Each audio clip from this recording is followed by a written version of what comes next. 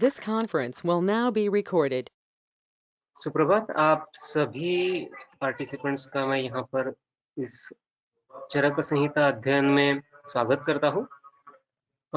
महाराष्ट्र में कल गुरु पूर्णिमा थी, आज भी पूर्णिमा है।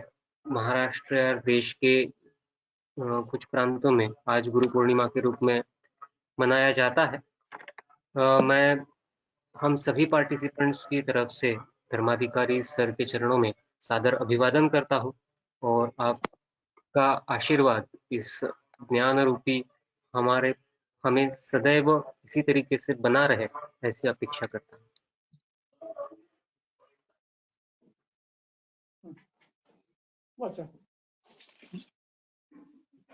इसी सूत्र से शुरू करना है सर। 37 हे झालंय का? संती एवं विदा रोग नाही, याच्या आधीचा झाला होता। चला वाचा। चरक संहिता सूत्रस्थान अध्याय 18 सूत्र क्रमांक 37।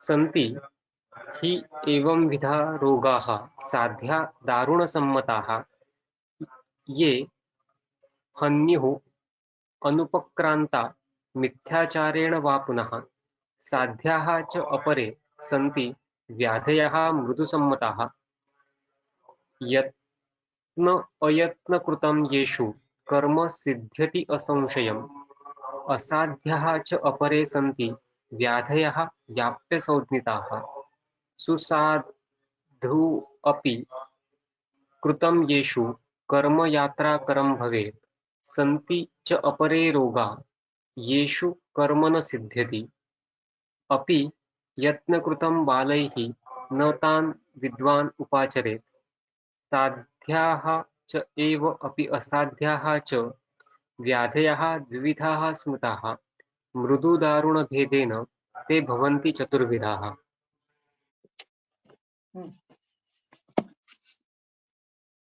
अब हम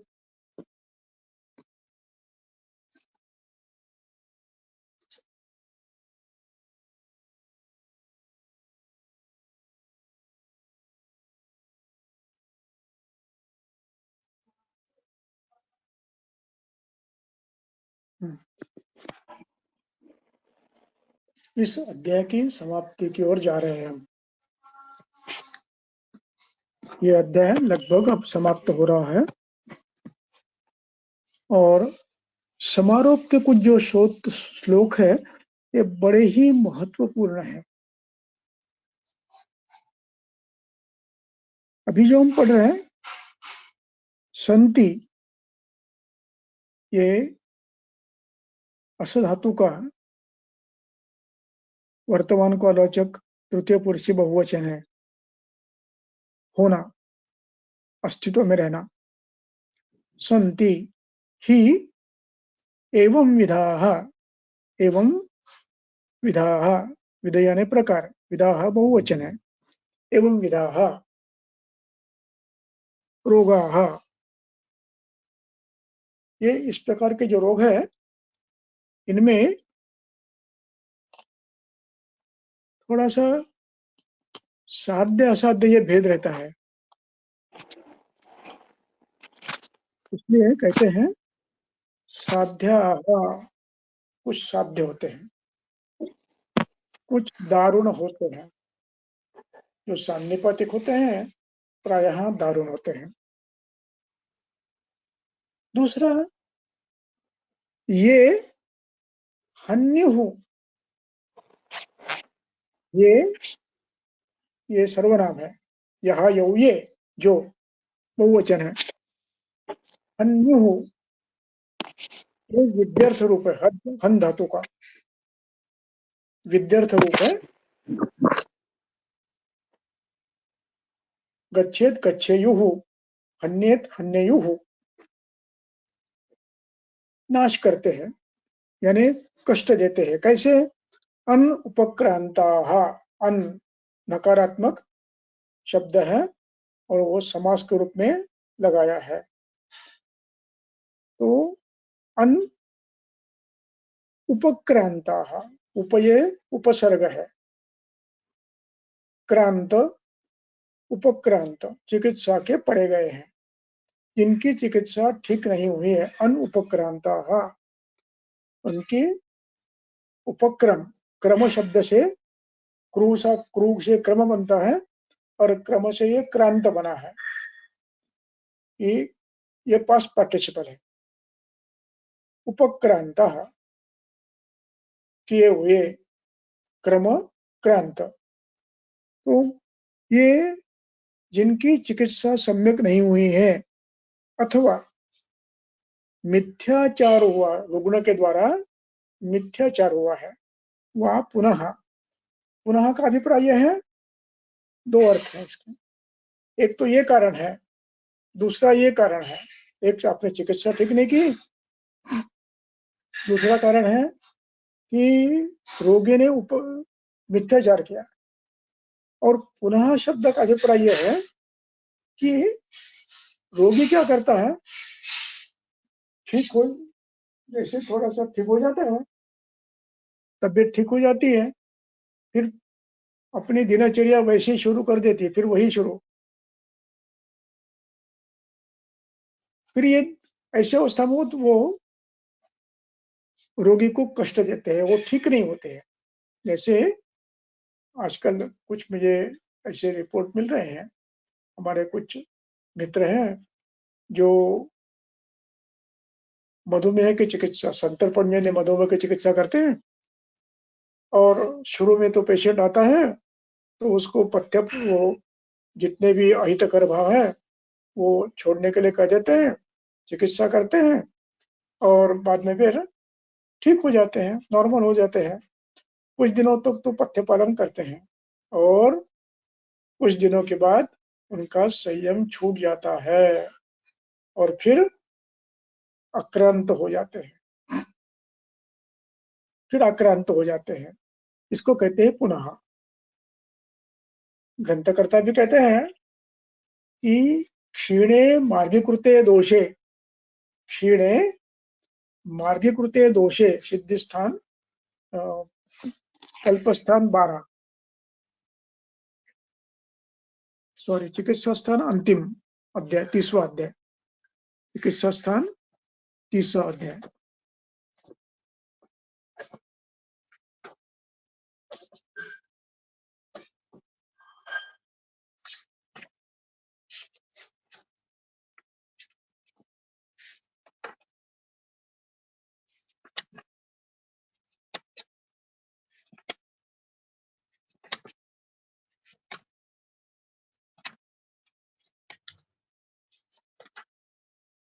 श्लोक 327, 327।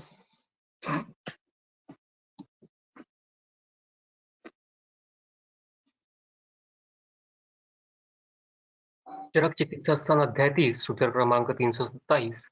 निवृत्तः अपि पुनः व्याधिः स्वल्पेन आयाति हेतुना क्षीणे मार्गीकृते देहे शेषः सूक्ष्म इवानलः तस्मात् तम् अनुबध्नीयात् प्रयोगेण अनपायिना सिद्ध्यर्थं प्राक् प्रयुक्तस्य सिद्धस्य अपि औषधस्य तु।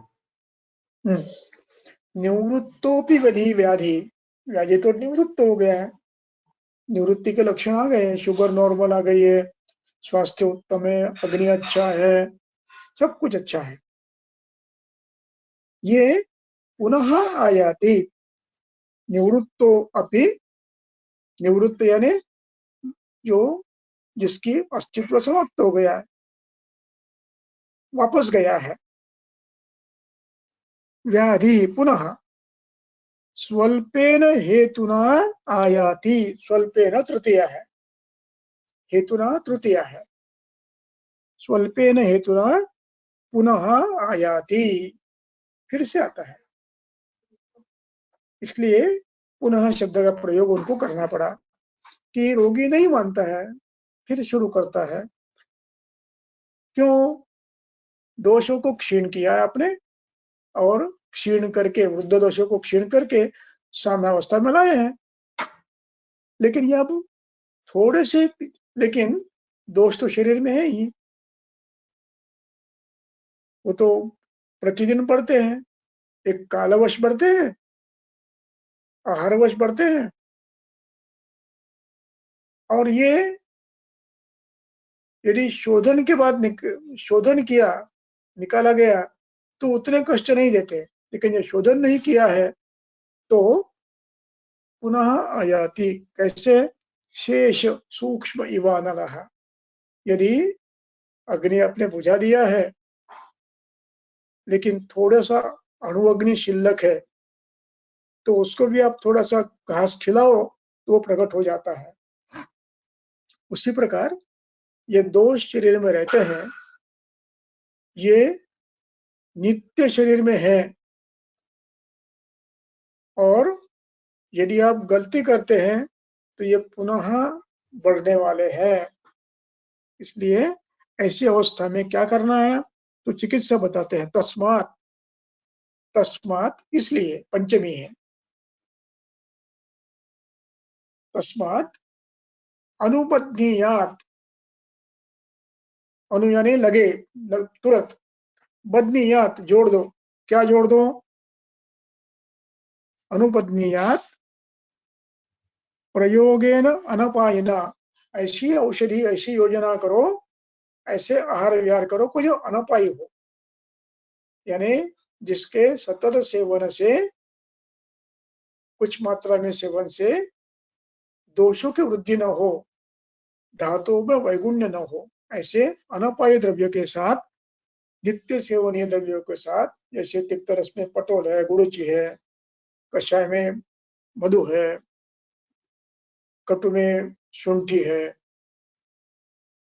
आहार में शाली है, गेहूं है, मुद्ग है, ऐसे हितकर द्रव्यों से उनको अनुबंधनीयात। और औषधियों में ऐसी औषधियां रखो जो सिद्ध है लेकिन अनपायी है, नित्य सेवनीय में आती है, तो उनसे अनुबंधनीयात। सिद्ध्यर्थम प्राकृतस्य सिद्धस्य औषधस्य च। पहले जो रस आपने दिए थे मधुर आम्ल कटु में से, उन्हीं द्रव्यों को फिर एक बार आप अनुपायी के रूप में उनको नित्य सेवन के लिए कहिए, मात्रा में रहने के लिए कहिए, और हेतु बंद करने के लिए। इसलिए यदि इन नियमों का पालन नहीं करते हैं तो पुनः व्याधि मिथ्याचारेण आ सकता है। इसलिए पुनः शब्द का प्रयोग उन्होंने किया है। ये अक्सर होता है। आजकल लोगों में नियंत्रण रखने की क्षमता प्रगत नहीं हुई है। क्षमता तो है लेकिन उसको प्रवृत्त नहीं करते हैं, क्योंकि जीवन की धारणा ही बदल गई है। जीवन मानो उपभोग के लिए ही है। बहुत पैसे कमाना, बहुत खाना, जो मन में आया वो खाना, जब जाना तब घूमना, इसलिए जीवन है। जीवन का कोई अन्य उद्देश्य है ही नहीं, इसलिए चलते रहता है। इसलिए पुनः आता है। अब इसके बाद कहते हैं साध्याः च अपरे सन्ति। जो रोगी सुनता है चिकित्सा ठीक हो गई है और उपक्रम अच्छा हो गया है, वो साध्य होते हैं। जो दारुण नहीं है, साध्य होते हैं, वो ठीक हो जाते हैं। मृदु संहिता। वो कैसे साध्य होते हैं? यत्न अयत्न कृतम येषु कर्म सिद्ध्यति असंशय। प्रयास करो, अल्प प्रयास करो। जो मृदु है और रोगी ठीक पालन करता है, वो साध्य होते हैं। यहाँ पर यत्न अयत्न कृतम, यत्न शब्द से प्रयास यानी क्रिया, अयत्न से अभिप्राय छोटी क्रिया, बहुत बड़ी नहीं क्रिया की आपने। अल्पेन अल्पेन यत्नेन अयत्न कृतम सिद्ध्यति असंशयम। निश्चित रूप से सिद्ध्यति, सिद्ध्यति सिद्ध धातु है और उसका एक वचन है, सिद्ध्यति असंशयम। संशय बिना संशय के, ये उपसर्ग लगा है संशय को, ये सामासिक शब्द है। संशयो नास्ति यस्य सः यत्र सः असंशयः। अगे कुछ व्याधियां हैं असाध्याः, और अपरे याप्य संहिताः, एक यात्रा यानी एक है असाध्य, दूसरे हैं याप्य। व्याधयो याप्य संहिताः असाध्या च परे। एक सो दारुण है, सुख साध्य है, अलमृदु है, वो ठीक होते हैं। वो दारुण है, उनमें से कुछ असाध्या और असाध्य में भी कुछ याप्या संति।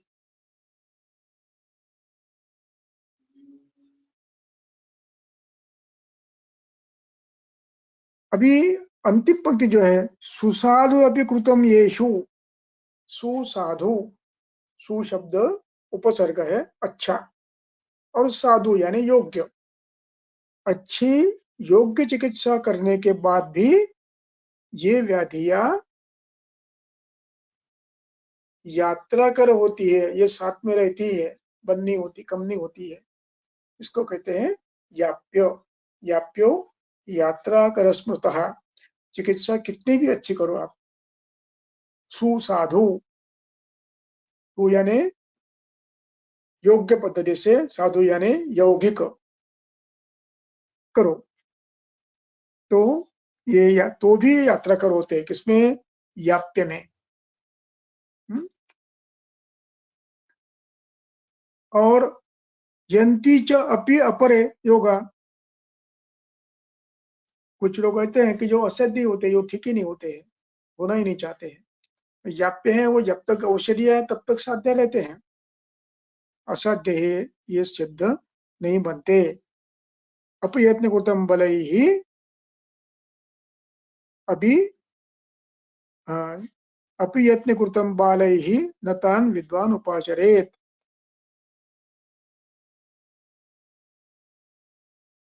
ऐसे होते हैं, ये यत्नकृत भी सिद्ध नहीं होते। बालैहि तान् न उपाचरेत्, ऐसे ऐसे इसमें विद्वान व्यक्ति ने तान न उपाचरेत। अब तान न उपाचरेत, इनकी चिकित्सा नहीं करना है। अब यहाँ पर बालय ही शब्द है, ये बालय ही अज्ञात अज्ञानी व्यक्ति के लिए, अज्ञानी वैद्य। अज्ञानी वैद्य क्या करेगा? असाध्य व्यक्ति में ही प्रयास करने लगेगा। तो उसको कह रहे हैं भैया नहीं समझता है तो किसी को पूछ लो, बड़े वैद्य को। इसलिए बालय ही शब्द है। बालय ही ऐसे असाध्य व्यक्ति में चिकित्सा न करे, न समझ में आया तो किसी का सलाह लेकर वो करे। तो बालय ही तान, बालय ही न उपाचरेत, विद्वान तो उसने नहीं करना चाहिए। और बाल व्यक्ति को समझ, बाल यानी अज्ञ व्यक्ति, वो समझता नहीं है तो उसने प्रयास ये करना है कि किसी के समझा ले और फिर उसको छोड़ दे। एवं अभी अगला पंक्ति, साध्याश्च एवं अप्याभ्याश्च असाध्याश्च व्याधयो द्विविधा पुनः। साध्य और अपि असाध्य, साध्य और असाध्य से दो व्याधि होते हैं। स्मृतः, ये कैसे होते हैं? मृदु दारुण भेदेन। अब प्रकार बदल रहे हैं, एक मृदु होता है, मृदु साध्य है, और दारुण है वो असाध्य है। उनकी ऐसे व्याधियों के भिन्न भिन्न प्रकार है। ऐसे साध्य, असाध्य और दारुण, मृदु, इस प्रकार ये ऐसे सारांश रूप में व्याधि 4 प्रकार के होते हैं। अब इसके बाद ग्रंथकर्ता एक बड़े मुख्य विषय पर आते हैं। इस विषय को ध्यान से सुनना है, बहुत ही महत्वपूर्ण विषय है। विषय ये है, पढ़ो। चरक सूत्रस्थान अध्याय 18 सूत्र क्रमांक 42। त एव अपरिसंख्यया विद्यमाना भवन्ति हि रुजा वर्णसमुत्थान स्थान संस्थान नामभिः व्यवस्थाकरणं तेषां यथा स्थूलेषु संग्रहः तथा प्रकृतिसामान्यं विकारेषु उपदिश्यते। कभी कभी अपने मन में प्रश्न आता है, जब सभी दोष रोगों में चिकित्सा दोषों की ही करनी है और सभी का हेतु ही लगभग समान होते हैं, कभी कभी स्वरूप एक होता है और नाम भिन्न होता है। जैसे शोथ आया, कुक्षी में आया तो उदर कहते हैं, कुष्ठ में आया तो गुल्म कहते हैं, अन्यत्र आया तो अर्बुद कहते हैं। ये ऐसे ग्रंथकर्ता ने क्यों किया? जब चिकित्सा भी एक ही करनी है तो दोषों की चिकित्सा करनी है, हेतु निकालना है, फिर ये ऐसे भिन्न भिन्न भेद क्यों किए? तो उसका उत्तर देते हैं। व्यवस्था, श्लोक 43, व्यवस्था करणम तेषाम, उनकी व्यवस्था लगाने के लिए। क्यों? जब हम शिष्य को प्रारंभ में पढ़ाना प्रारंभ करते हैं तो शास्त्र के विषय में उसकी मति मंद होती है और गतिमान तो होती है लेकिन मंद होती है। तो उसको यह समझाना है तो उसके लिए कुछ व्यवस्था करनी पड़ते हैं।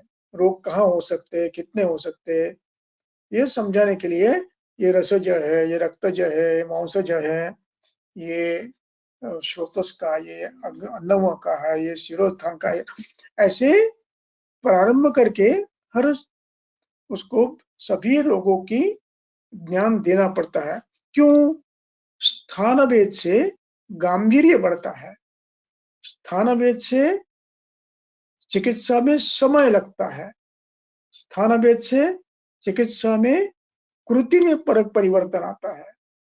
कहीं पर बाह्य है, आप शोधन कर सकते हो, व्रण है बाहर तो आप शोधन लेपन कर सकते हो, अभ्यंतर है कर नहीं सकते, तो चिकित्सा भिन्न होगी। सिर में है, चिकित्सा भिन्न होगी, वहां पर आप दोषों को लेप नहीं लगा सकते, तो फिर नश्य देना पड़ेगा, चिरोधारा करनी पड़ेगी। ऐसे स्थानानुरूप लिंग हो गए, वैसे स्थानानुरूप उपनाह, उद्वर्तन, संवाहन, विनमन, लेपन, स्वेदन, लेखन, ऐसे भिन्न भिन्न प्रक्रिया आपको करनी पड़ती है। इसलिए उनकी व्यवस्था करना आवश्यक था, इसलिए नाम भेद से अलग अलग करके उनकी व्यवस्था की है। जैसे ये हुआ, ग्रंथि हुआ, त्वचा में मांस में हुआ, ठीक है आप ठीक कर देंगे। यकृत में हुआ, ठीक है तो भी आप बाहर से पस निकाल लेंगे। और यदि लंग में हुआ तो मुश्किल है, सिर में हुआ तो बहुत ही कठिन है। फिर उसके लिए चिकित्सा की दिशा, द्रव्य वही होंगे, हेतु वही होंगे, दोष वही होंगे, रस वही होंगे, गुण वही होंगे, लेकिन पहुंचाने की पद्धति अलग अलग होगी। इसलिए स्थान भेद से उनके नामकरण और आकृति भेद से नामकरण ये हमको करना पड़ा। क्यों किया? व्यवस्था करणम तेषाम, ऐसा ही प्रयोग एक जगह और किया है।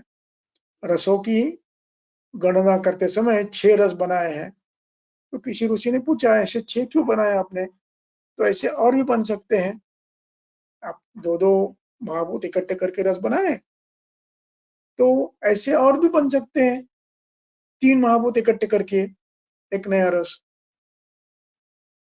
4 महाभूत को एक नया रस, ऐसा कर सकते थे। उस समय ग्रंथकर्ता ने उत्तर दिया है, अग्निवेश ने उत्तर दिया है कि वैसे तो बहुत कर सकते हैं, इसको सीमा ही नहीं है।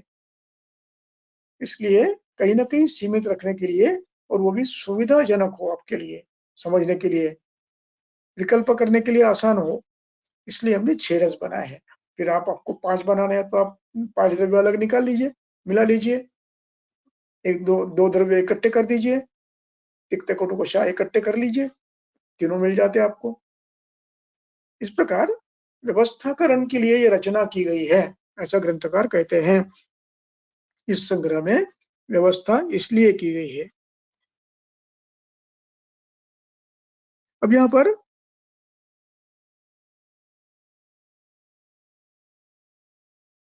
एक शब्द आया है, तथा प्रकृति सामान्यम। यदि भिन्न भिन्न हमने प्रयोग किए हैं, भिन्न भिन्न नाम दिए हैं, तो प्रकृति सामान्य, प्रकृति यानी हेतु दोष, वात पित्त श्लेष्मा के बाहर व्याधि नहीं है। यदि व्याधि निज है तो उसके हेतु ये ही होने चाहिए, अन्य हो नहीं सकते।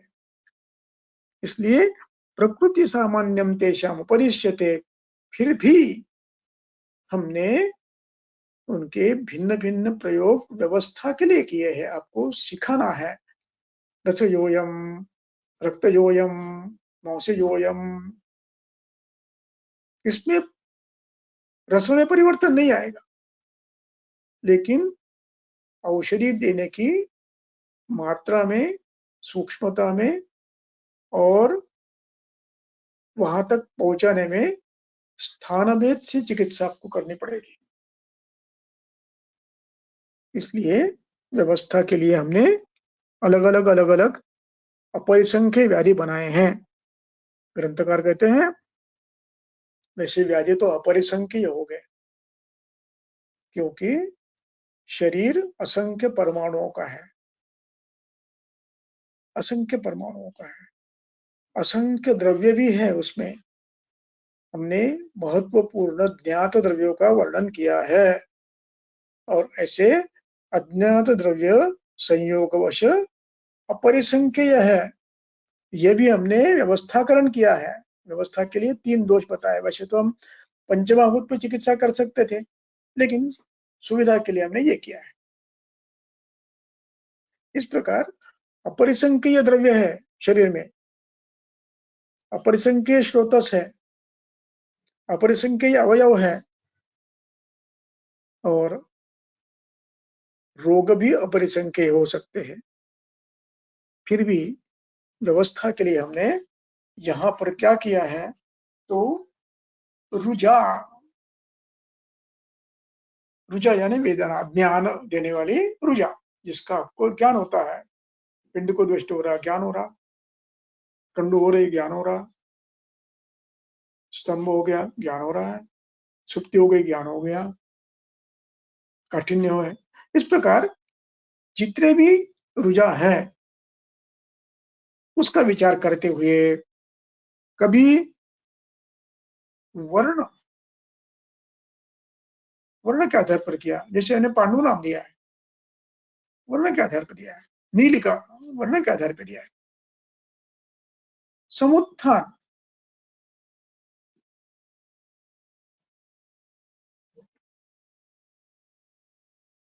समुत्थान का अर्थ हेतु, ये दोषज है, ये वातज है, पित्तज है। इस प्रकार संस्थान, स्थान संस्थान, अधिष्ठान का अर्थ है अधिष्ठान, शिर, हृदय, बस्ती, मर्म, त्वचा, रस, रक्त, मांस, संधि इत्यादि आशय, सभी आशय आदि। और संस्थान, संस्थान यानी उसकी आकृति कैसी है, गुल्मवत है, काश्यप संस्थान है, उन्नत है,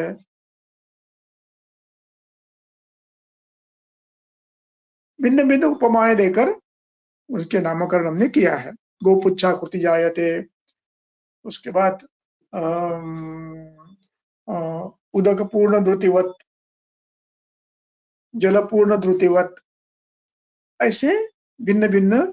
और स्थान से, स्थान संस्थान नाम भी, स्थान और संस्थान से, आकृति से उनको भिन्न भिन्न नाम देकर हमने कुछ रोगों का वर्णन किया है। अब अभिप्राय यह है कि रोग तो अपरिसंख्य है, कुछ हमने बताए हैं। अब ग्रंथकर्ता आपको एक संदेश और देना चाहते हैं, वो ये है कि विकार नामा कुशलो न जिर्यात। पढ़ो।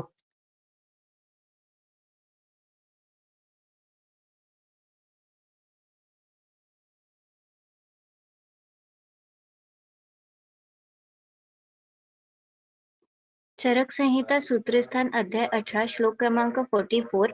विकार नाम अकुशलो न जिह्वीयात् कदाचन, न हि सर्वविकाराणां नामतो अस्ति ध्रुवा स्थितिः।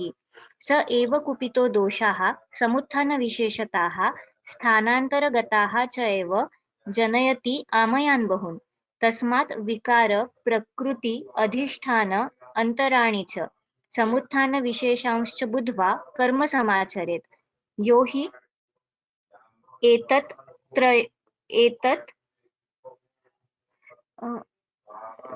तयं ज्ञात्वा त्रितयं ज्ञात्वा हेतयं ज्ञात्वा कर्माणि आरभते भिषक्। ज्ञानपूर्वं यथा न्यायं स कर्मसु न मुह्यति। ये अब यहाँ पर ये देखिए यहाँ पर यो ही एतत् त्रितयम्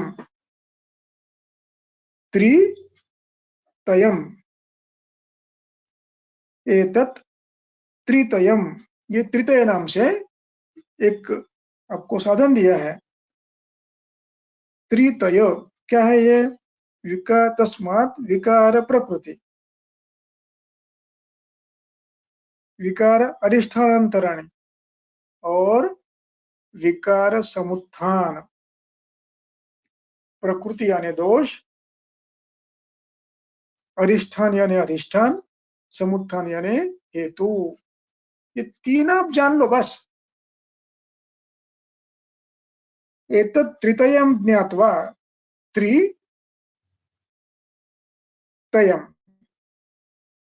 तीन प्रकार के ये विषय, जिसे इसका ज्ञात्वा, ज्ञात्वा का अर्थ है ज्ञा धातु का ये त्वांतव्य यानी पूर्व काल वाचक, जानते हुए।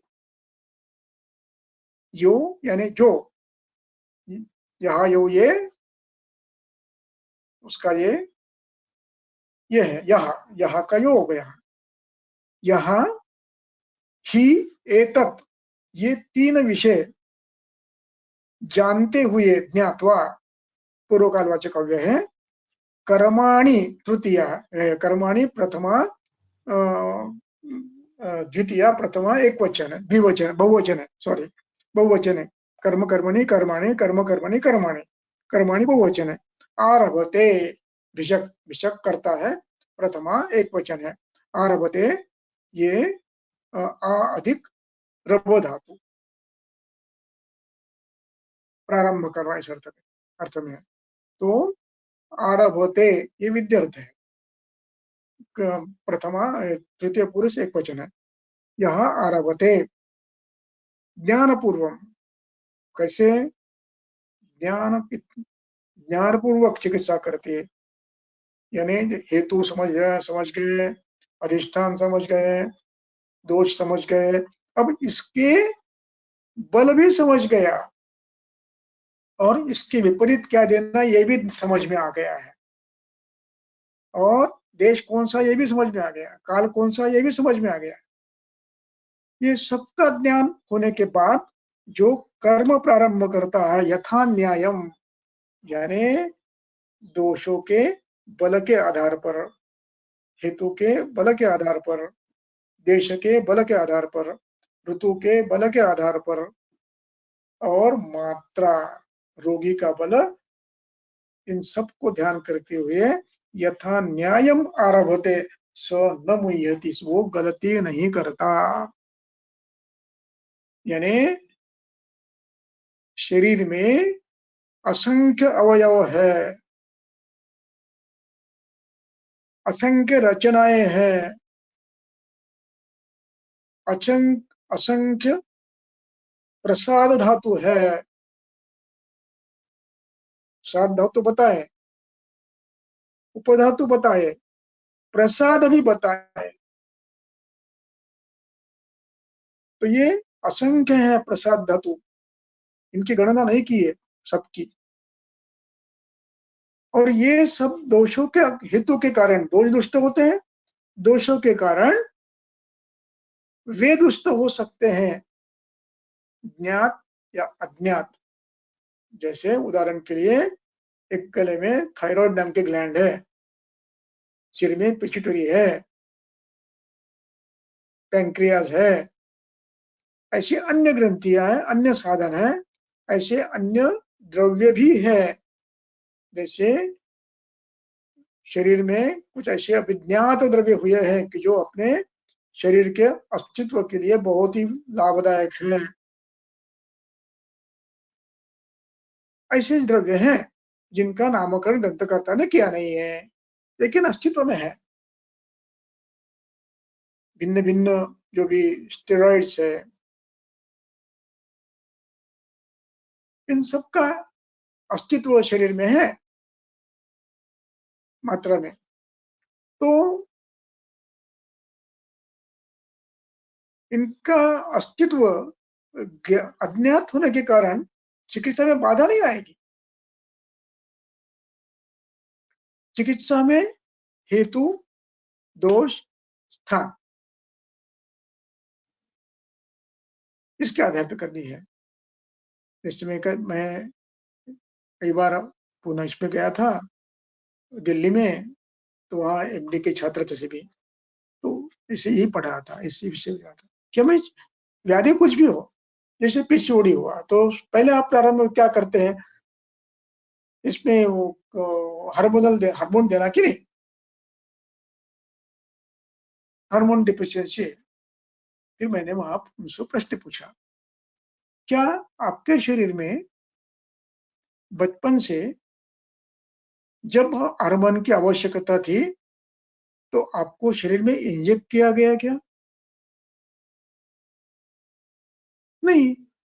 वो कहां से आए फिर? उत्तर था शरीर में निर्माण किया, शरीर में ही निर्माण किए थे। फिर आज क्यों नहीं निर्माण कर रहे हैं? आज आपको डेफिशिएंसी दिख रही है, निर्माण क्यों नहीं हो रहा? हीमोग्लोबिन डेफिशिएंसी है, निर्माण क्यों नहीं हो रहा? क्या आपको बचपन में किसी ने हीमोग्लोबिन दिया था इंजेक्ट करके, चलो खून दे देंगे आपको? नहीं है, नहीं, निर्मित क्षम शरीर है ये। इन सभी हार्मोन्स की निर्मित करने की क्षमता शरीर में है। इसकी रचनाएं है, इसके स्रोतस है, इनके अग्नि है, इनकी वहन संस्था है। अब फिर जब इनके व्याधि होते हैं तो हम सीधा ये क्यों सोचने लग गए हैं कि चलो हार्मोन देने की आवश्यकता है, कैल्शियम देने की आवश्यकता है, ये देने की आवश्यकता, इंसुलिन देने की आवश्यकता है, ये क्यों सोचते हैं? हमें ये सोचना है कि इनकी निर्मित की यंत्रणा शरीर में है, पहले से है, आज काम नहीं कर रही है। क्यों नहीं कर रही है? दोषों ने उन पर आक्रमण किया है। इस बात को हजम होने में बहुत समय लगा, बहुत समय लगा। अब जाकर कहीं कहीं हजम होने लगा है कि नहीं, यदि हम अग्नि को ठीक करते हैं, हेतु बंद करते हैं, साम्य करते हैं, धातु वृद्धि करते हैं, तो ये अपने आप नॉर्मलाइज होते हैं, सभी यंत्रणाएं फिर अपना काम करने लगती है। इसलिए हमें किसी भी अवयव का, किसी भी श्राव का, किसी भी हार्मोन का चयापचय बिगड़ गया हो, कर्म बिगड़ गया हो, हमें चिकित्सा हेतु की, दोषों की और अधिष्ठान की, हेतु, दोष और अधिष्ठान की करनी है। समाप्त हो गया विषय। इस विषय को थोड़ा हमें समझना होगा। इसलिए ग्रंथकर्ता कहते हैं स एव कुपितो दोषः, हम उल्टा जा रहे हैं। ग्रंथकर्ता सीधे आए, हम उल्टा जा रहे हैं। स एव कुपितो दोषः, वही दोष है वही हेतु है। हर व्यक्ति अलग हेतु अलग अलग करता है। हेतु अलग अलग होने का परिणाम यह होता है कि अंशांश कल्पना भिन्न होती है, गुणोत्पत्ति भिन्न होती है दोषों की। कभी द्रव गुण से बढ़ता है, कभी स्निग्ध गुण से बढ़ता है, कभी पिच्छल गुण से बढ़ता है, कभी सांद्र गुण से बढ़ता है। जैसे कोरोना में श्लेष्मा सांद्र गुण से बढ़ा है, उसको पतला करना पड़ता है, तेल पिलाना पड़ता है, निकालना पड़ता है अधिष्ठान भेद से और द्रव्य भेद से, समुत्थान भेद से। ये दोष स्थानांतराणि च प्राप्य, स्थान बदलते हैं अपना। कभी थायराइड में जाते हैं, कभी पिट्यूटरी में जाते हैं, कभी गर्भ निर्मित के स्रोतस में जाते हैं, कभी शुक्र स्रोतस में जाते हैं, कहीं भी जाओ, कभी हिमोपोएटिक सिस्टम में जाते हैं। ये जरूरी थोड़ी है कि आपको खून ही देना पड़ेगा या लोहा ही देना पड़ेगा ऊपर से। आप जो आहार खा रहे हैं वही आहार खाओ, लेकिन अग्नि अच्छा करो, परिणाम अच्छा करो, दोषों को शांत करो, स्रोतस मुक्त करो, अपने आप काम हो जाएगा। इसलिए ग्रंथकार कहते हैं सैव कुपितो दोष समुत्थान विशेषतः स्थानांतराणि च प्राप्य विकारान कुरुते। वो अन्य अन्य स्थानों में जाकर भिन्न भिन्न व्याधि करते हैं। नाम भले ही अलग दिए हैं, आपको क्या देखना है? दोष। आपको क्या देखना है? दूष्य। आपको क्या देखना है? दोष, दूष्य। और आपको देखना है हेतु, बस। और वहां तक इन हेतुओं को बंद करके व्याधि दूर करने वाले रसों को, गुणों को वहां तक कैसे पहुंचाना, इसका तंत्र आप बदल सकते हो, बदल दो। जो तंत्र का प्रयोग करना है करो, आप अनुक्तों का भी करो। हमने कुछ बताए हैं तंत्र, आपको अनेक तंत्र मिले थे, उन तंत्रों के आधार पर आप पहुंचाओ। यानी किंतु हमके तीन दोष, समुत्थान, अधिष्ठान। रोग कोई भी हो, निज व्याधि हो तो रोग कोई हो, हमें कोई चिंता नहीं है। हम इन तीन के आधार पर चिकित्सा करते हैं, कर सकते हैं। ये ग्रंथकार आपको इदम च नहा प्रत्यक्षम के रूप में कह रहे हैं।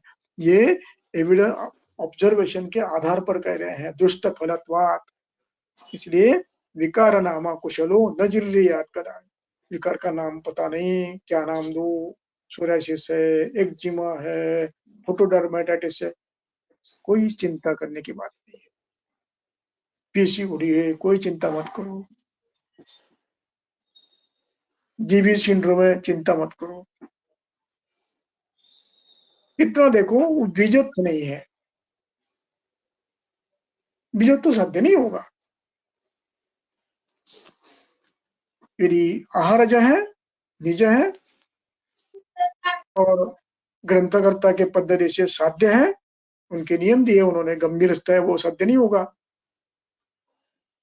वो देखकर आप चिकित्सा कर सकते हो। इसलिए विकार नामा कुशलो न जिर्रियात कदाचन नहीं सर्व विकाराणां नाम तो स्थित ध्रुवा स्थिति।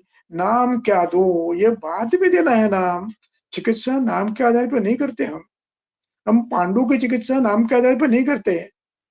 हम पांडु होने के बाद देखते हैं हेतु क्या है, उसको बंद करो पहले। हम पांडु होने के बाद देखते हैं दोष कौन सा है, हम देखते हैं दोष परतंत्र स्वतंत्र है, फिर देखते हैं हम दोष कौन से गुण से बड़े हैं, बस उनको दूर कर हेतु बंद कर देते हैं, आवश्यक हो तो शोधन कर देते हैं। और फिर यदि आवश्यक है तो व्याधि प्रत्यनिक भी करते हैं। फिर हम लोह कल्प भी देते हैं, फिर हम मांस वृद्धि कर आहार भी देते हैं। इस प्रकार ग्रंथ करते कहते हैं कि चिकित्सा का व्याधि अपरिसंख्येय है। क्यों? अवयव अपरिसंख्येय है, धातु अपरिसंख्येय है, प्रसाद धातु अपरिसंख्येय है, मल अपरिसंख्येय है, परमाणु अस्परिसंख्येय है, और आशय भी अपरिसंख्येय है।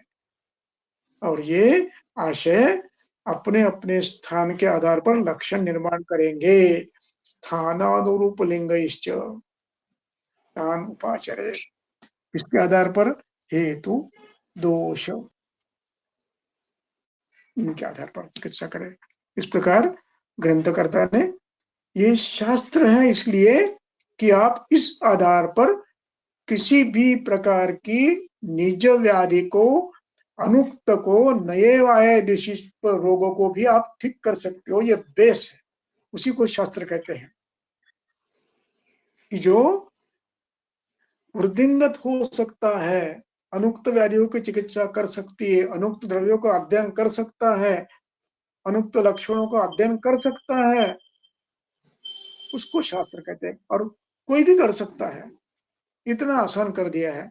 इसलिए ये सूत्र समझना बहुत महत्वपूर्ण है। अब इसके बाद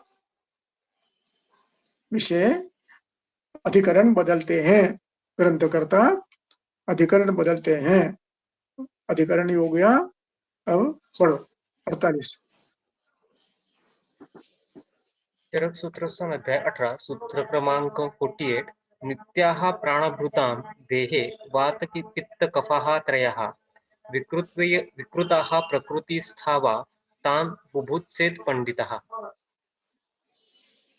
नित्याः वात पित्त कफाः त्रयाः प्राणभृतां देहे, जब तक देह है तब तक तीन दोष तो शरीर में है ही। और कैसे है वो? प्रकृति स्था भी है और विकृता भी होते हैं। तान बुभुत्सेत, बुभुत्सेत का अर्थ है ज्ञातुम इच्छेत। भू धातु का ये बुभुत्सेत हुआ है, जानने का प्रयास को। बुधो धातु का जानना, इस अर्थ में ये उसका ये शब्द हुआ है बुभुत्सेत, इच्छार्थक ये बना है।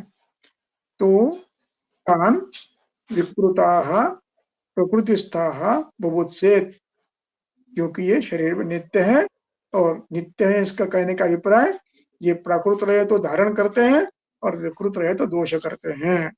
और अब ग्रंथकार आपको कुछ महत्वपूर्ण विषय का संकेत दे रहे हैं अधिकरण बदलते हुए। ये दोष विकृत प्रकृत दो प्रकार के हैं। अब इसमें एक जो शब्द है वो प्राकृत शब्द को ध्यान देना है, प्रकृतिस्थाः, इस पर ध्यान देना है। ये प्रकृतिस्थाः दोष ये सबसे बड़े महत्वपूर्ण है। और ये प्रकृतिस्थ दोष क्यों महत्वपूर्ण है वो बता रहे हैं, पढ़ो।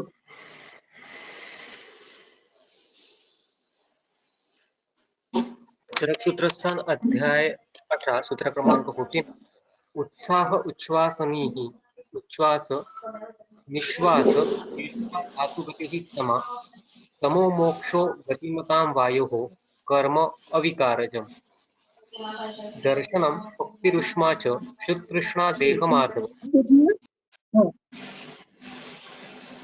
पढ़ो पढ़ो। प्रभा प्रसादो मेधा च पित्तकर्म अविकारजम् स्नेहः बन्धः स्थिरत्वं च गौरवं वृषताबलं क्षमा धृतिः अलोभः च कफकर्म अविकारजम्। अब देखिए, कर्मम अविकारजम, वायोः कर्म अविकारजम।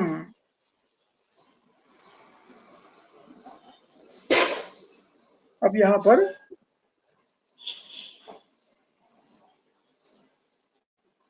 उत्साह, उच्छ्वास, निश्वास, चेष्टा, धातु समाः, तमो मोक्षो,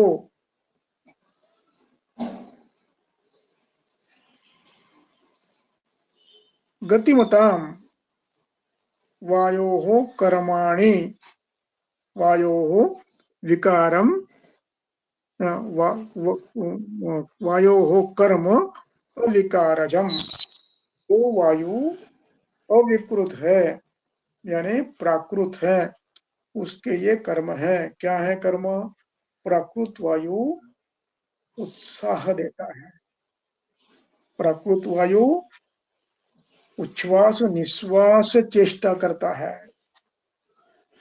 स्पंदन, आयाम, विस्तार, उसके द्वारा अंतश्वास लेना, बहिश्वास ले छोड़ना, ये चेष्टा करता है। और धातु गति समाह, धातु गति के दो अर्थ है।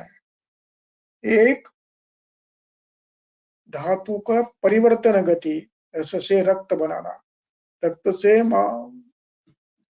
रस से रक्त बनाना, रस से मांस बनाना, रस से मेद बनाना, ये एक गति है।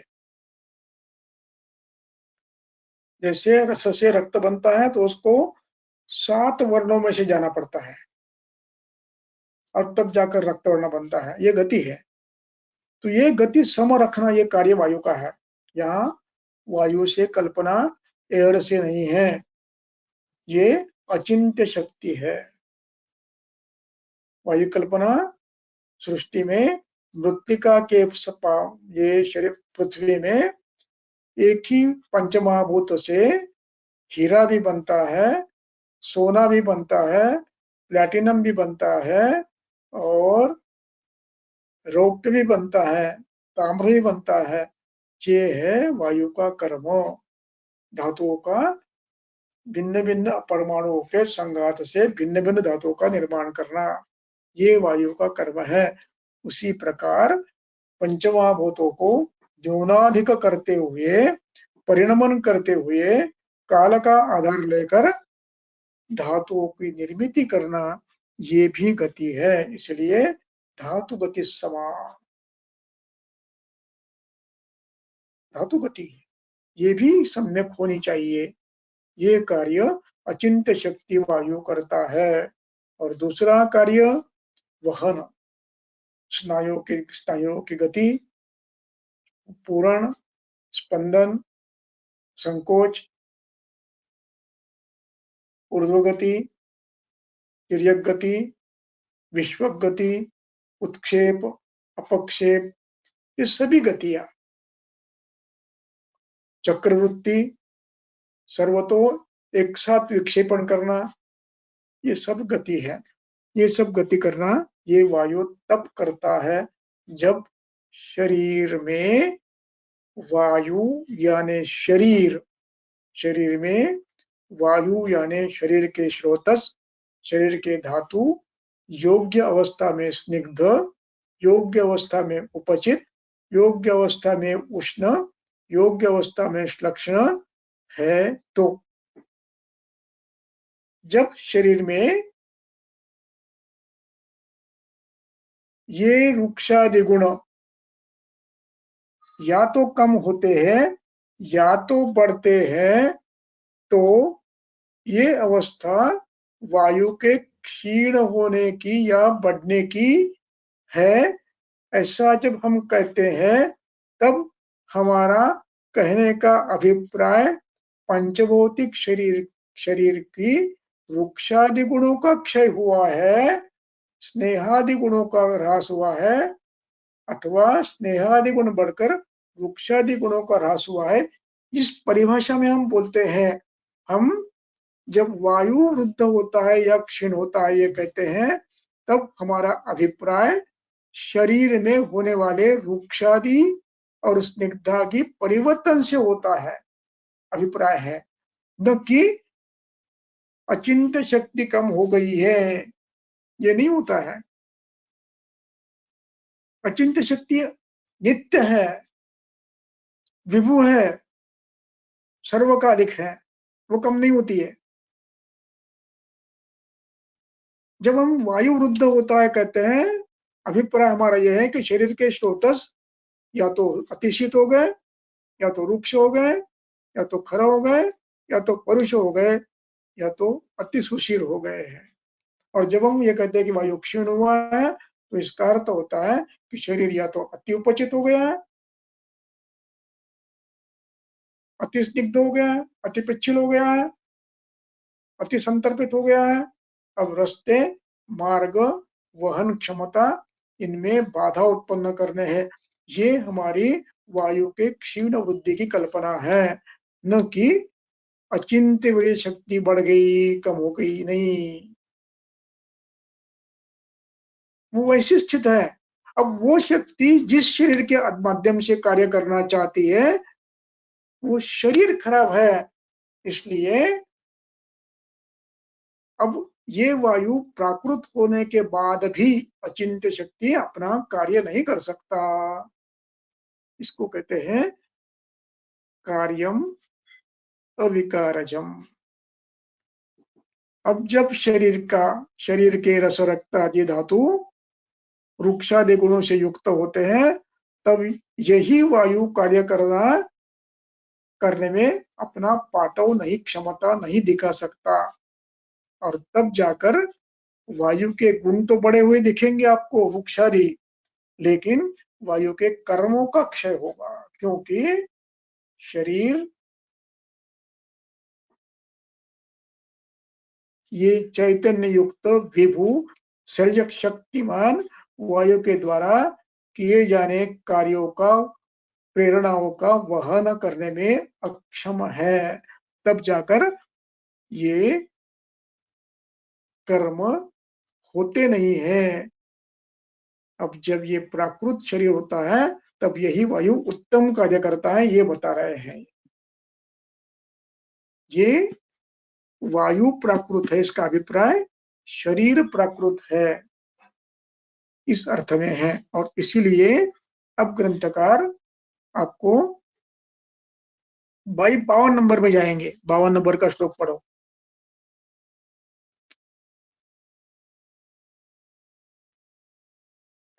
चरक सूत्रस्थान अध्याय 18 सूत्र क्रमांक 52। वाते पित्ते कफे च एव क्षीणे लक्षणम उच्यते कर्मणः प्राकृतात् हानिः वृद्धिः वा विरोधिनाम्। हाँ, अब इसमें ये शब्द महत्व का है।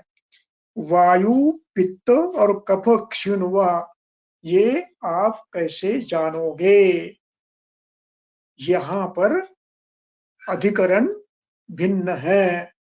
यहाँ आपको ग्रंथकर्ता वायु के क्षीण के गुण नहीं बता रहे हैं, जो पिछले अध्याय में 15 में 17 में बताए थे। क्षीणा जहाति स्वम लिंगम, क्षीण दोष अपने लक्षण छोड़ देते हैं। यहाँ क्षीण दोषों के लक्षण देखने के लिए नहीं कहा है, यहाँ कहा है कर्मणः प्राकृतात् हानि। कर्मणः षष्ठी है। कर्मों की हानि देख के देखो, हो सकता है वायु बढ़ा हो सकता है वायु क्षीण हो। और दोनों के परिणाम यह है कि प्राकृत वायु, जो चैतन्य युक्त वायु है, जो सर्वशक्तिमान वायु है, वो अपना कार्य नहीं कर पा रहा है।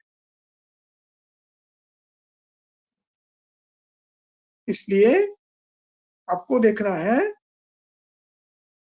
पित्त क्षय देखना है, तो आपको वायु के, पित्त के प्राकृत कर्मों के क्षय की ओर विशेष ध्यान देना है।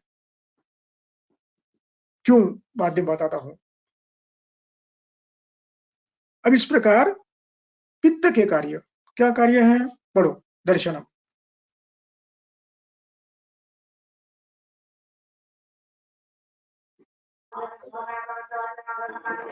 सर नेक्स्ट श्लोक पढ़ना है ना?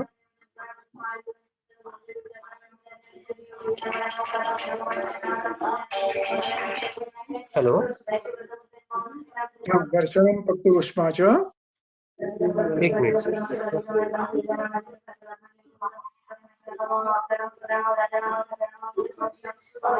दर्शनम पक्ति उष्मा च क्षुत्तृष्णा कोणाचं देहमाधव प्रभा तरी प्रसादो मेधा च पित्तकर्मा विकारक. अरे विरोध, कोणाचा तरी मोबाईल चालू आहे, त्याला म्यूट करायला लाव किंवा तू करून टाक. तर अब पित्त प्राकृत, प्राकृत पित्त दर्शन करता है, आपको दृष्टि ज्ञान देता है, आपको शरीर की परिणमन संस्था उत्तम चलाता है, शरीर में ऊष्मा रखता है, क्षुधा तृष्णा प्राकृत उठती है, देह मार्दव होता है, शरीर में प्रभाव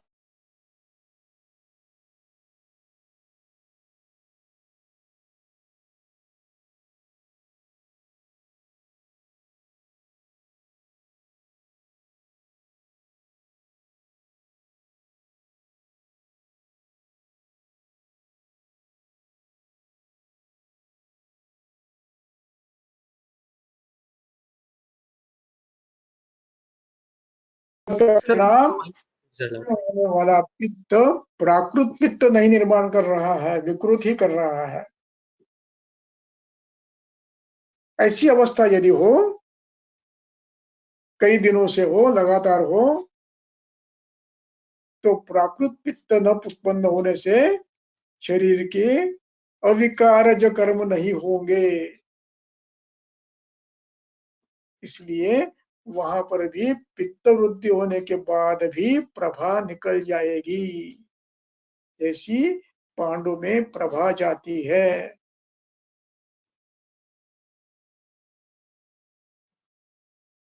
इस प्रकार दोषों के वृद्ध होने के बाद भी, वृद्ध यानी विकारज गुणों की वृद्धि लगातार हो रही है, कई दिनों से है. परिणाम प्राकृत पित्त की उत्पत्ति कम हो गई या न्यून हो गई या न्यूनतर हो गई तो भी पित्त के अविकारज कर्म में बाधा आएगी. इधर लक्षण पित्त वृद्धि के हैं, लेकिन प्रभा जा रही है, लेकिन दर्शन में बाधा आ रही है, मेधा कम हो गई है, अग्नि मंद हो गया है. हो सकता है जैसे पैतिक ग्रहणी में द्रवगुण बढ़ता है, अग्नि मंद होता है, हो सकता है. इसलिए प्रत्येक गुण प्राकृत होना चाहिए. इसलिए दोषों के क्षीण कर्म के आधार पर आप दोषों का प्राकृत दोष क्षीण हुए ये देखो. अपने ये देखना है कि प्राकृत दोष क्षीण हो गए कि नहीं हो गए, भले वृद्ध हो या क्षीण हो, इधर इधर कुछ भी हो, प्राकृत दोषों के कर्म जो है वो कैसे है. यदि पित्त प्राकृत उत्पन्न नहीं हो रहा, बड़ा हुआ है, तो भी कर्म प्राकृत नहीं होंगे. वही अवस्था श्लेष्मा की है. श्लेष्मा उत्पन्न हुआ है, प्राकृत नहीं हो रहा है, जिसकी तर्पण क्षमता नहीं है. जैसे शरीर में इंसुलिन बनता है, लेकिन उसकी क्षमता नहीं है वहां तक पहुंचने की, इसलिए शक्कर बढ़ती है.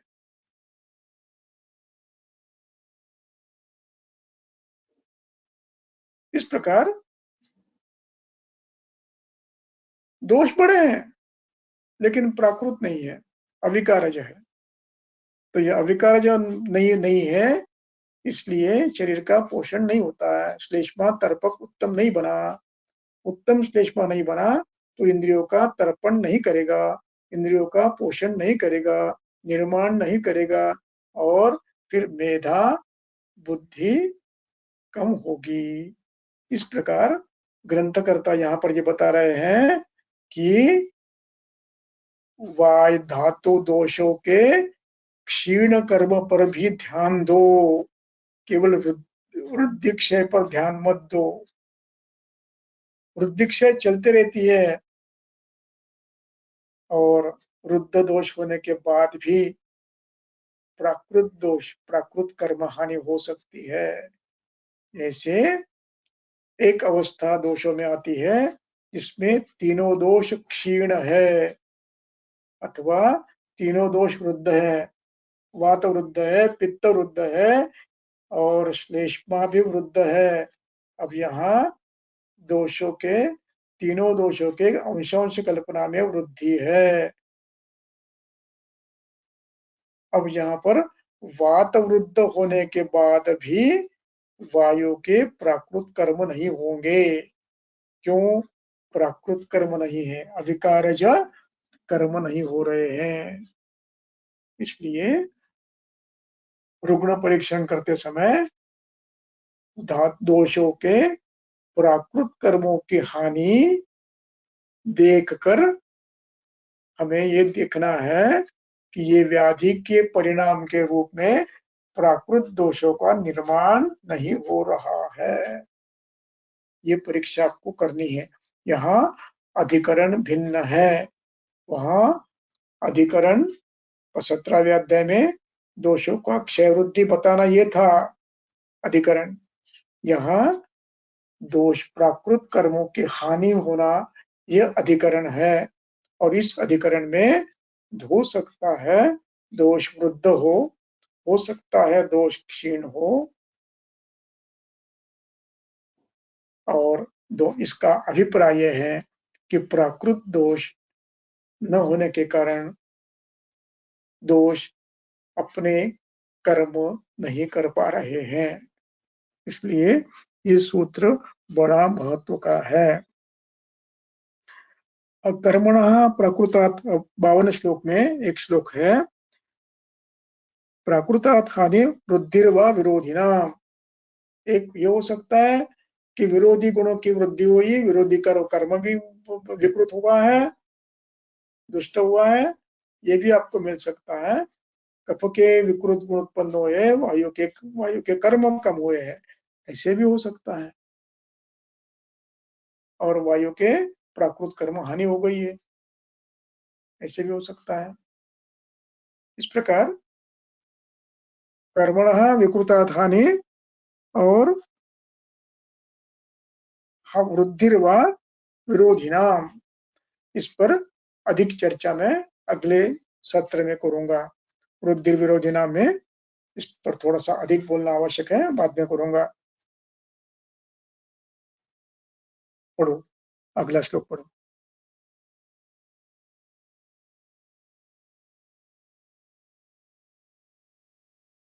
चरक सूत्रस्थान अध्याय 18 सूत्र क्रमांक 53 दोष प्रकृति वैशेष्यम नियतम वृद्धि लक्षणम दोषाणाम प्रकृति हानि वृद्धि च एवं परीक्षते।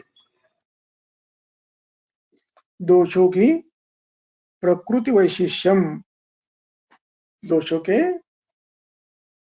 वैशिष्ट हमने बताए है। प्रकृति यानी स्वभाव, उनके विशेष बताए हैं और उनके स्वभाव के वृद्ध के हानि के लक्षण भी बताए, वृद्ध लक्षण। और दोषाणाम प्रकृति हानि, दोषों के स्वभाव कम हुए क्या, उनके हानि हुई है क्या, वृद्धि हुई है क्या, ये इस प्रकार से हमें परीक्षित करना चाहिए। उनके जो प्राकृत कर्म है उनकी हानि हुई है वो देखने चाहिए, उनके प्राकृत स्वभाव का हानि हुई है, वृद्धि हुई है, वो देखना चाहिए। इस प्रकार दोषों की परीक्षण हमें करते रहना चाहिए। आगे बढ़ो। संख्या निमित्तम पूरा कर लो। सूत्र क्रमांक 54 संख्या निमित्तम रूपाणि शोथानां साध्यतां न च तेषां विकाराणां शोथांस्तांस्तांश्च पूर्वजान् विधिभेदं विकाराणां त्रिविधं बोध्य संग्रहं प्राकृतं कर्म दोषाणां लक्षणं हानिवृद्धिषु वीतमोह रजो दोष लोभ मान मदस्पृहः व्याख्यातवान् त्रिशोथीये रोगाध्याये पुनर्वसुः। पुनर्वसु अत्रेय ने हमें इस अध्याय को पढ़ाते समय इतना बताया था। उन्होंने यह अध्याय में पढ़ा है और उसने संख्या, व्याधि की संख्या, उसके निमित्त कारण, उसके रूप, श्रोतों के उनके रूप, उनकी संख्या, उनके रूप, शब्दता, असाध्यता और उनके तेषाम तेषाम विकाराणाम श्रोतास्तांस्तां से पूर्वजान, उनके भिन्न भिन्न विकार ये बताए हैं। और विधिभेदम विकाराणाम, उनके प्रकार बताए हैं, भिन्न भिन्न प्रकार। और त्रिविधम बोध्य संग्रह, 3 प्रकार के ज्ञान का साधन बताया है।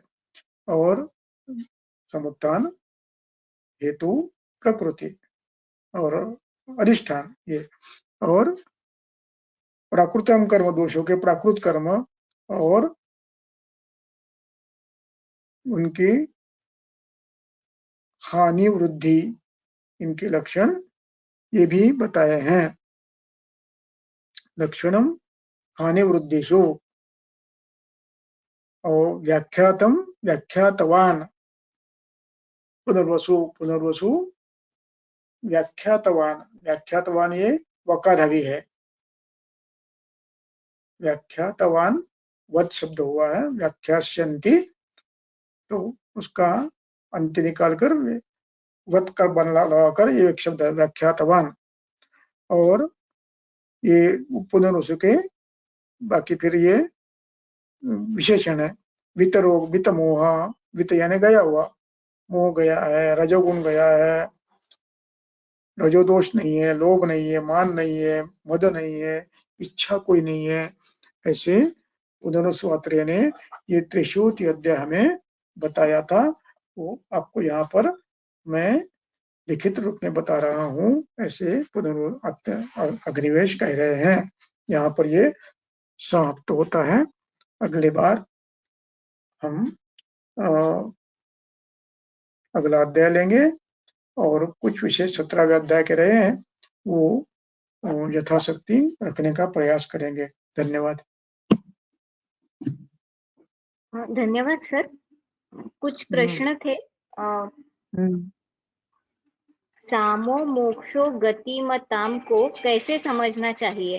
प्राकृत वात कर्म का जो सूत्र है उसके बारे में पूछ रहे हैं। हाँ,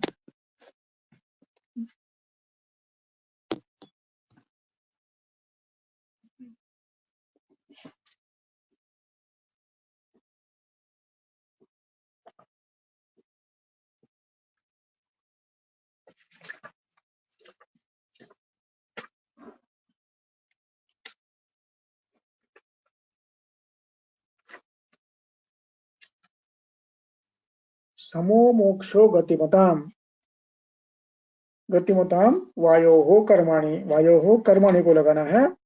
और समो मोक्षो गतिमताम, गतिमताम यानी जिनको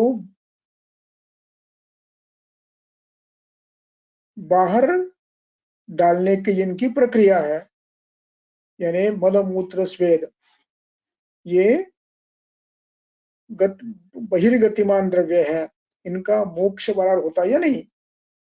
यहाँ मोक्ष यानी बाहर निकलना, शरीर से बाहर निकलना, इस अर्थ में मोक्ष शब्द है। किसका? गतिमता। गतिमता यानी जिनका स्वभाव शरीर के बाहर पड़ने का है, वो ये कैसा सम हो रहा है या नहीं हो रहा है, यानी श्वेत निकल रहा है या नहीं निकल रहा, पुरुष निकल रहा है या नहीं निकल रहा, मूत्र निकल रहा है या नहीं निकल रहा, ये कार्य हमें देखना है। ये वायु करता है, करने वाला ये अचिंत्य वीर्य शक्ति है, वो ठीक कर रहा है या नहीं कर रहा है। यदि नहीं हो रहा है तो शरीर बिगड़ा है, वायु बिगड़ा नहीं है, ये ध्यान देना है। और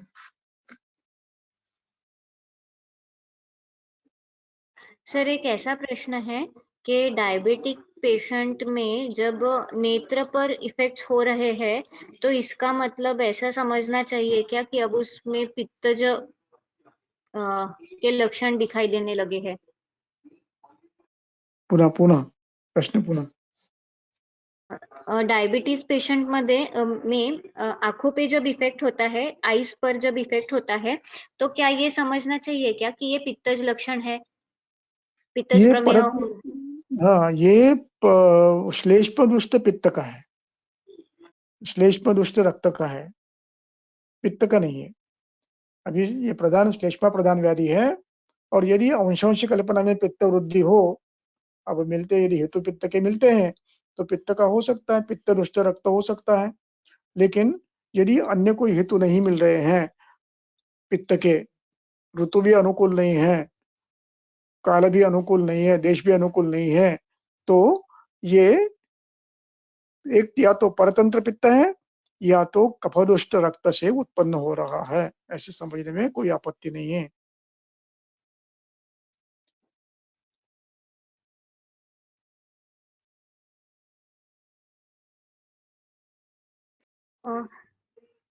सर एक प्रश्न है, शरीर स्थित वायु और अचिंत्य वायु एक दूसरे पर आश्रित है क्या?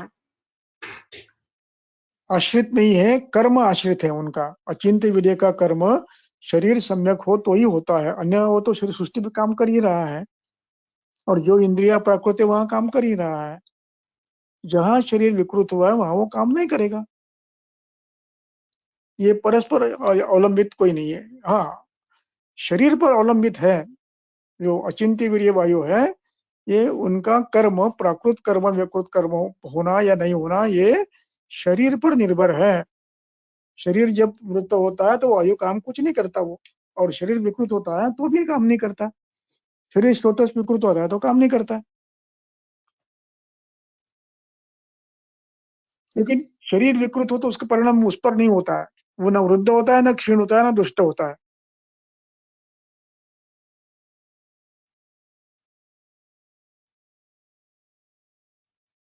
सर प्रश्न नहीं है, पर ऐसा उनका कहना है, प्रश्न नहीं है, कि अगर हम निदान हेतु दोष दुष्य के अनुसार अगर चिकित्सा करते हैं तो वो भी सद्य फलदायक हो जाती है।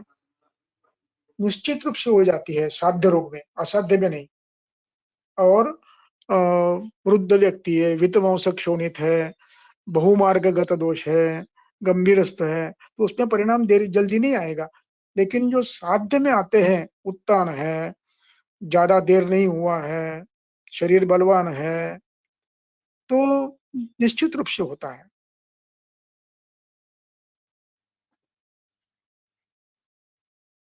धन्यवाद सर, आज बस इतने ही प्रश्न थे, और सभी पार्टिसिपेंट्स की तरफ से आपको गुरु पूर्णिमा के अवसर पर बहुत बहुत शुभकामनाएं और आपका आशीर्वाद सब लोग चाहते हैं, और सभी का ऐसा मैसेज आया है।